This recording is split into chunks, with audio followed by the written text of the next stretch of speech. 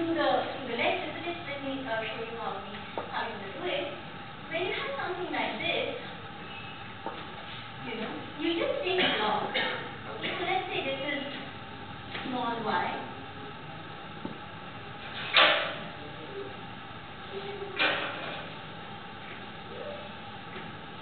So what is log of small y?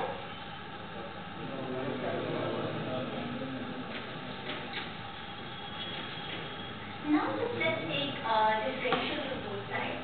Okay, so what's d log y?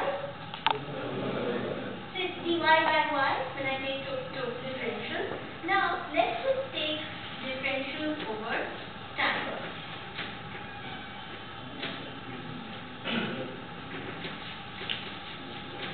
Okay, so I'm looking at change every period in time. What you will get here is that all of that is present on top.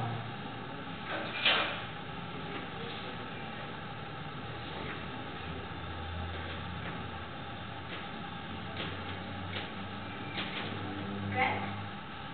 And what am I looking at this side?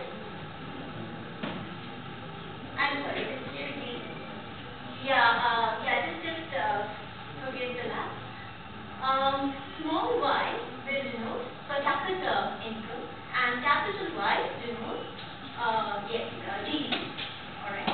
Yes, so what do I have here? Just look it up.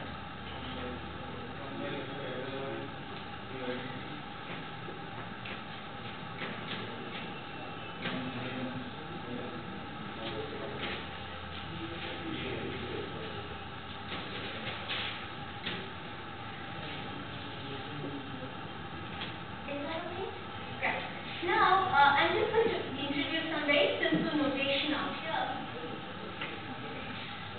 Now, I'm going to prescribe that you read this bit from this book by Jones, which I think Sir might already have referred to you. And that's actually the notation that's used in Jones. I'm using a very similar notation so you don't have any trouble figuring the book out. I'm just going to say,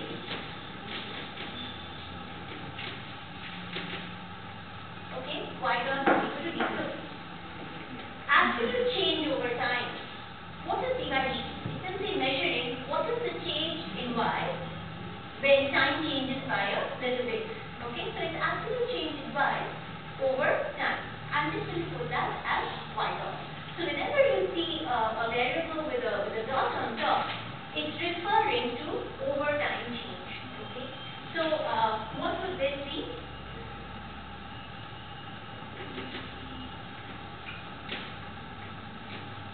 So the left-hand side here,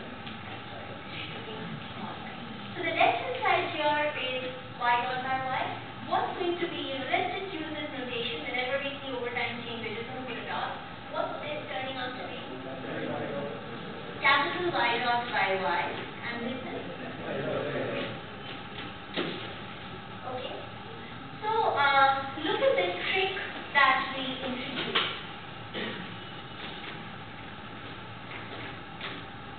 We started looking at per capita GDP. Okay, I defined per capita GDP as small y, capital Y over capital L. Alright. And from there, I have actually derived an expression for something that begins to look like a growth rate, I hope. Yeah. Let's look at this. What is this telling us? What is this expression really is all about? It's a little similar to, what one of you have suggested about a growth rate, yt minus 1. So here in continuous time, yt minus yt will be dy, okay?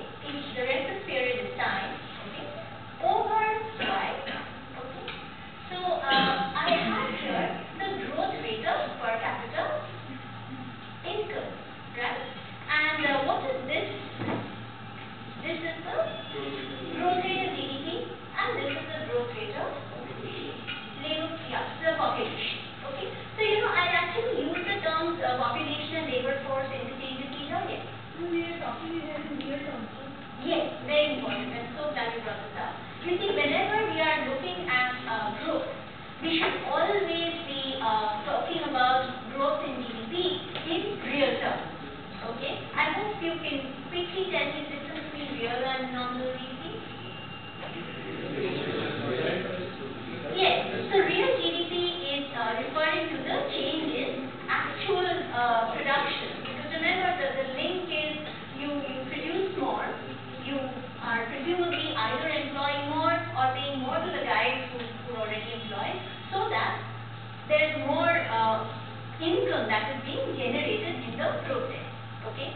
Now we need to make sure that we filter out the effect of price changes from here. So whenever we are talking about growth, it's very important to remember that it's growth in real GDP that we are always going to be interested in.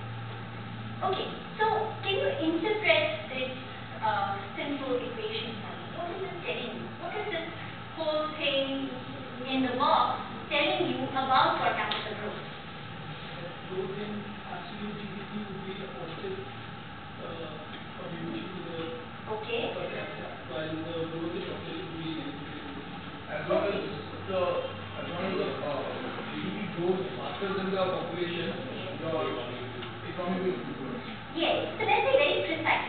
So let's not use terms like the economy will be growing, etc. Because now we just figure out there are two ways of looking at whether the economy is growing. So to put it very precisely, per capita income will be growing only as long as growth in GDP exceeds the rate of growth of population. Okay? So let's say population is static. It doesn't grow. What will happen to this L over by L? It will go to zero. And what's going to happen to GDP and per capita GDP growth? Absolutely equal. Okay. And therefore, and in the other case, suppose you have population growth that's higher than GDP growth. What's going to happen to growth in per capita GDP? Negative. And what is negative growth? It's actually going to be, again, let's not get into terms. It's going to mean falling per capita GDP rather than increasing per capita GDP. That's what negative growth is, right? Instead of increasing, you're talking about magnitude that's actually decreasing. Okay? Now here, let's look at another possibility. Okay? Suppose I look at a situation where per capita GDP growth is stable. Okay? So it's not zero, mind you. Per capita GDP growth is not zero. It's some 2% or it's some 3% or something, but it's stable at some point. Okay? What does that tell you about this? What does this equation tell you? It's constant, right? Okay. And suppose you're looking at an economy where per capita growth is stagnant. There is no per capita growth. What's happening in that case? So per capita GDP has just not grown. So what's going to happen to this side? It's going to go to zero. Okay. So that's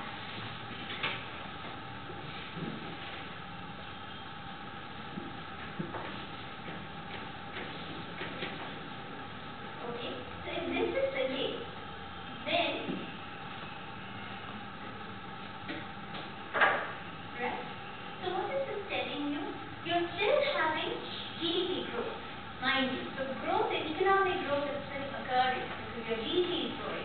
But your GDP is growing just as fast as your labor force, okay, or your population. So that there is no growth in per capita GDP. So I'd like you to kind of keep this simple, calculus, algebra, call it what you will, in mind. Okay. So a couple of things that I'd like you to note here. One is the trick that we use in order to generate a growth rate. Okay. You take a magnitude, you want its growth rate, you just take log and differentiate. Alright. And there you have a growth rate for you. And this particular feature about growth in per capita GDP. Okay. That it's equal to the difference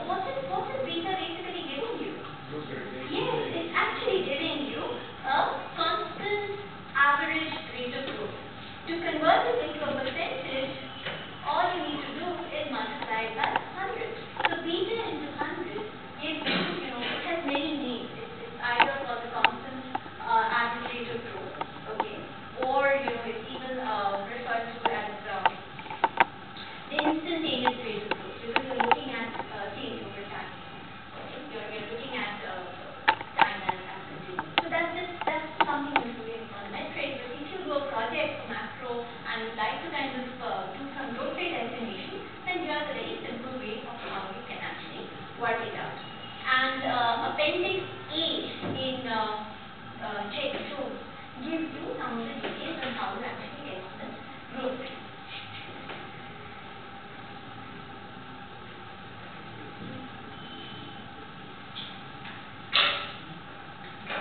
Okay.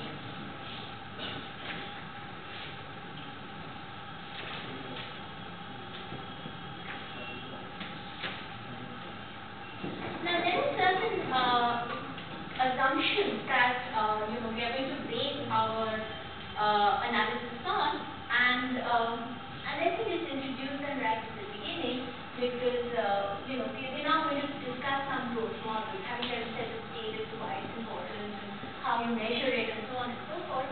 Let's now look at some models of economic growth, which in turn are based on certain assumptions. And I just state those assumptions, but before that, let me just tell you, what is it that these growth models are addressing? What is the problem you think the growth models are addressing?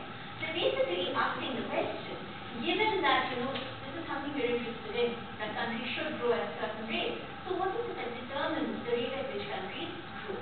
I hope you realize that this is actually a very important question, because if you have the right sorts of answers to it, then you could actually tinker around with whatever those factors are and raise the rate of growth, and that has its obvious implications. Now, one of the first efforts in that direction was Harold Romar model of economic growth, and I want to begin by discussing.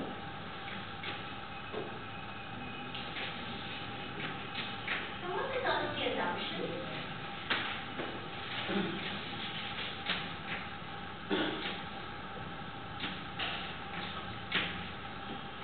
Very simple, closed economy, there is no government. So all of these are just simplifying assumptions. If you know how the model performs in a closed economy, there is absolutely no trouble in opening the economy and then seeing what are the implications.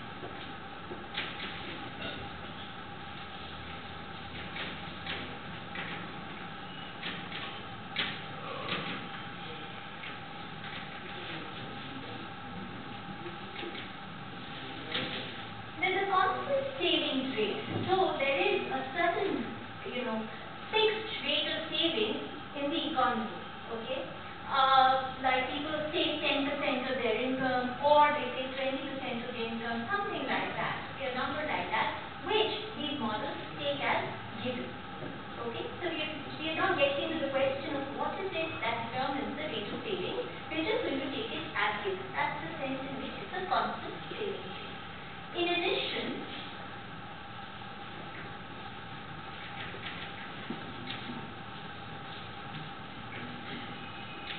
the Harold-Romar model also assumes a constant capital output ratio. Now, what do you understand by the capital output ratio? You see, when we are talking about growth, we are looking at GDP as something that's produced using two main factors of production in the economy, labor and capital. So a bit like what you've seen in micro, except that here, I'm saying Y is GDP. Y is not just one kind of an output. Y is basically a variety of things which can be measured. Okay. So in the growth model,